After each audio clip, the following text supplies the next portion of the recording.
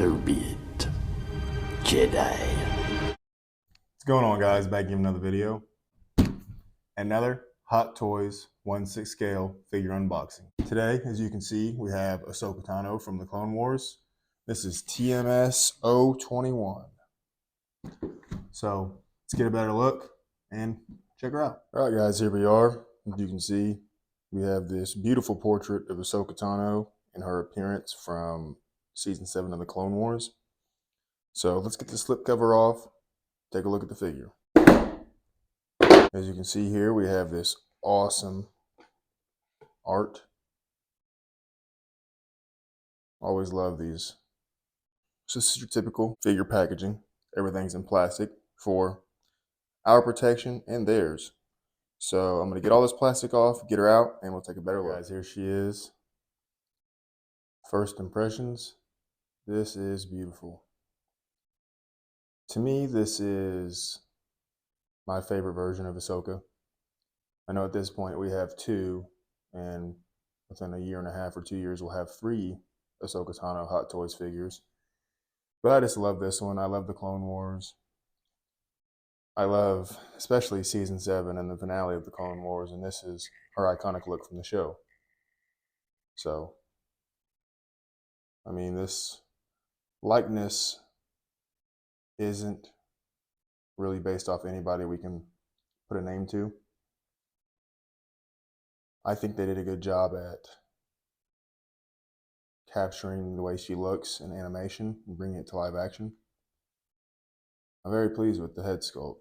Now, she kind of does have a 1,000-yard stare, but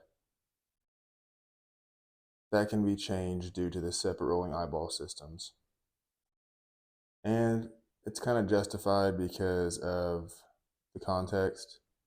So we come with her cloak, which we see at the end of Clone Wars, spoilers, and that's kind of a very sad moment. So if they were to give her a furrowed brow or some more expressionate look, it would be kind of hard to pull off that scene and a different scene. So I'm okay with the sort of blank face.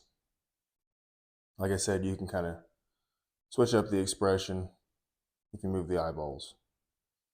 So before we get into articulation and some poses, let's look at everything she comes with. All right, guys, so here's all the accessories. That's fallen off once already. We have her lightsabers, the iconic Ahsoka Tano hilts. They do have quite a bit of weathering on there, which I do like. You have the standard one and the Shoto. You have your 2 typical swooshing blades, which are used not as often as they could be, but if done the right way, look really good. I just wish the blue of the lightsaber blade was more saturated. You have an array of hands. You have 2 lightsaber gripping hands, I guess a thermal detonator gripping hand, force gesturing hand, and 2 relaxed hands and a fist. The relaxed hands are on the figure.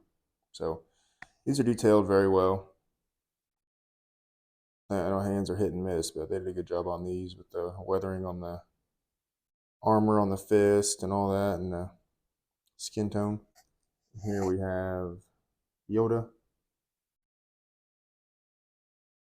Obi-Wan Kenobi, and Anakin Skywalker, who is in his Season 1 through, like, what, 3 or 4 armor? So not very accurate, but oh well. Who's really going to use it, you know? We have your Star Wars display stand. This is a little more gray than the last 2 I opened. So, and it comes with not a crotch grabber, but something different. So it's more of a clamp.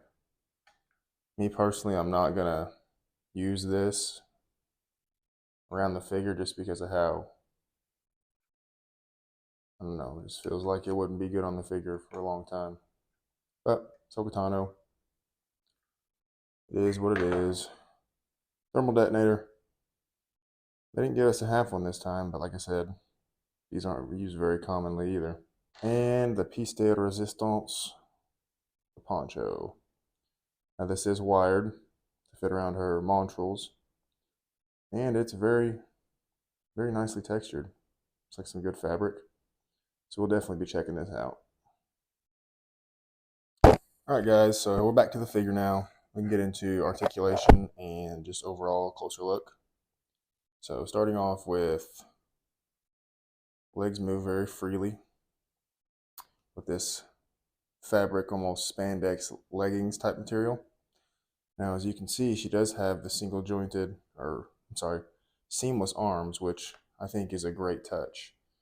So articulation, it's pretty movable. These arms are just pegged in here, so these are separate attachments as opposed to a normal 1/6 scale shoulder.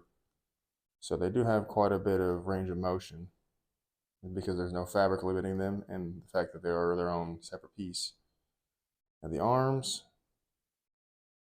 they do bend, but because of the silicone material, I wouldn't push them. So it's kind of like with the Darth Maul figure I just reviewed. Would you rather have a seamless arm and have to take the risk of possible cracking and splitting? Or would you just have exposed joint?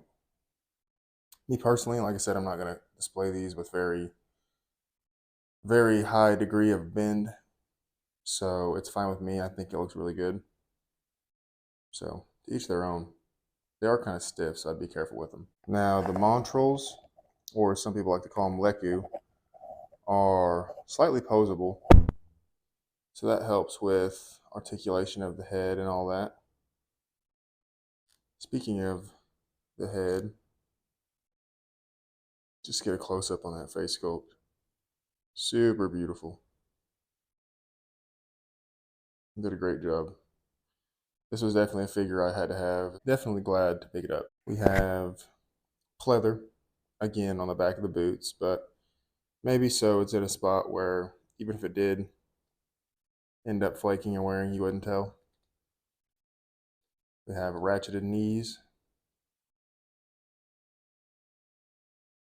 and a much smaller scale typical wrist peg. And here I have the head sculpt. And as you can see, these holes typically indicate that they are posable to some degree.